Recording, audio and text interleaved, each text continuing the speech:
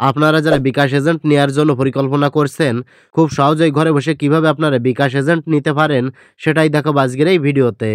কোনো রকম কোনো অফিসে যাওয়া লাগবে না। আপনারা খুব সহজেই ঘরে বসে আবেদন করতে পারবেন এবং ঘরে বসেই কিন্তু আপনারা বিকাশের এজেন্ট অ্যাকাউন্ট নিতে পারবেন। আজকে আমি দেখাবো কিভাবে একটি মাত্র ফর্ম পূরণ করে আপনারা সরাসরি বিকাশের এজেন্ট নিতে পারেন। ওকে, তো ঘরে বসে বিকাশের এজেন্ট নিতে হলে আপনি আপনার ফোনের ক্রোম ব্রাউজারটা ওপেন করবেন। ক্রোম ব্রাউজারটা ওপেন করার পর সার্চ বারে ক্লিক করে লিখবেন বিকাশ এজেন্ট ফর্ম। বিকাশ এজেন্ট ফর্ম লিখে সার্চ করে দেবেন। সার্চ করার সাথে সাথে এমন একটি ইন্টারফেসে আপনাকে নিয়ে আসবে। এই পেজে আপনি অনেকগুলো ওয়েবসাইট দেখতে পাবেন। তো আপনি কি করবেন, এখান থেকেই প্রথম ওয়েবসাইটে ক্লিক করবেন। এজেন্ট বিকাশ এই ওয়েবসাইটে ক্লিক করবেন। ক্লিক করলে পরবর্তী একটি ইন্টারফেসে আপনাকে নিয়ে আসবে। তো এই পেজটা স্ক্রল করে একটু নিচে আসবেন। নিচে আসলে এখানে দেখতে পাচ্ছেন কিন্তু বিকাশের অফিসিয়াল সাইট থেকে একটা ফর্ম দিয়েছে। এই ফর্মটাই মূলত সঠিকভাবে পূরণ করে আপনাকে বিকাশের এজেন্ট নিতে হবে। জাস্ট আমি বিস্তারিত আপনাকে ভালোভাবে দেখিয়ে দিচ্ছি। তো এখানে লেখা আছে, আপনি কি বাংলাদেশের বৃহত্তম এজেন্ট পরিবারের অংশ হতে চান, যেখানে প্রায় ৩ লক্ষ সদস্য রয়েছে? তাহলে বিকাশ এজেন্ট হওয়ার জন্য এখনই আবেদন করুন। বিকাশ এজেন্ট পার্টনার হিসাবে বিকাশের সাথে ব্যবসা করে বৃদ্ধি এবং উন্নতি করুন। বিকাশের এজেন্ট হওয়ার জন্য প্রয়োজনীয় তথ্য প্রদান করে নিচের ফর্মটি পূরণ করুন। শীঘ্রই আপনার সাথে যোগাযোগ করা হবে। অর্থাৎ এই ফর্মটি পূরণ করার পরে আপনার সাথে তারা যোগাযোগ করবে। তো এখানে তারা যেটা লিখেছে আশা করি ভালোভাবে বুঝতে পেরেছেন। তো আপনাকে এই ফর্মটা পূরণ করতে হবে।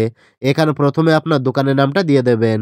আপনার যে দোকানটা আছে এখানে কিন্তু আপনার দোকানের নামটা দিতে হবে। তো আমি আমার দোকানের নামটা দিয়ে দিচ্ছি।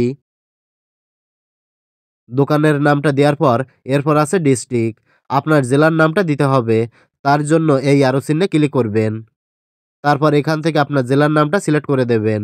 আপনি যে জেলা থেকে বিকাশ এজেন্ট নিতে চান সেই জেলাটা এখান থেকে সিলেক্ট করবেন। তো আমি খুলনা জেলা সিলেক্ট করে দিচ্ছি। এরপর আছে এরিয়া, মানে আপনার থানার নামটা এখানে লিখে দেবেন। আপনি যে থানার অন্তর্ভুক্ত সেই থানার নামটা এখানে লিখে দেবেন।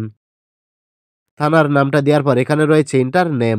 আপনার নামটা এখানে লিখে দেবেন। তো আমি আমার নামটা এখানে লিখে দিচ্ছি। আপনি আপনার পুরো নামটা এখানে লিখে দেবেন। এরপর ফোন নাম্বার। ফোন নাম্বারের এখানে আমি আমার ফোন নাম্বারটা দিয়ে দিচ্ছি।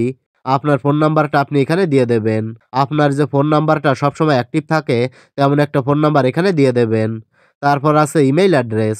অবশ্যই আপনার একটা সঠিক ইমেইল অ্যাড্রেস এখানে দিয়ে দেবেন। এরপর রয়েছে অ্যাডিশনাল ইনফরমেশন। আপনার অতিরিক্ত তথ্য এখানে জমা দিতে পারেন। অতিরিক্ত তথ্য যদি আপনার থাকে তাহলে সেটা কিন্তু এখানে দিতে পারেন। আপনার কি, কি দক্ষতা আছে, মানে আপনি কি, কি করেন দোকানের বিস্তারিত তথ্য এখানে আপনি লিখে দেবেন। তারপর আছে ডু ইউ হ্যাভ এনআইডি, মানে আপনার কি জাতীয় পরিচয়পত্র আছে? তো অবশ্যই এটা আপনাকে দিতে হবে। যদি এখানে নো দেয়া থাকে তাহলে ইয়েস করে দেবেন। তারপর দেয়া আছে do you have valid trade licence, মানে আপনার কি বৈধ ট্রেড লাইসেন্স আছে? তো অবশ্যই আপনাকে একটা ট্রেড লাইসেন্স করে নিতে হবে ইউনিয়ন পরিষদ থেকে। ৩০০ বা ৩৫০ টাকা লাগতে পারে। তো অবশ্যই এটা আপনাকে করে নিতে হবে।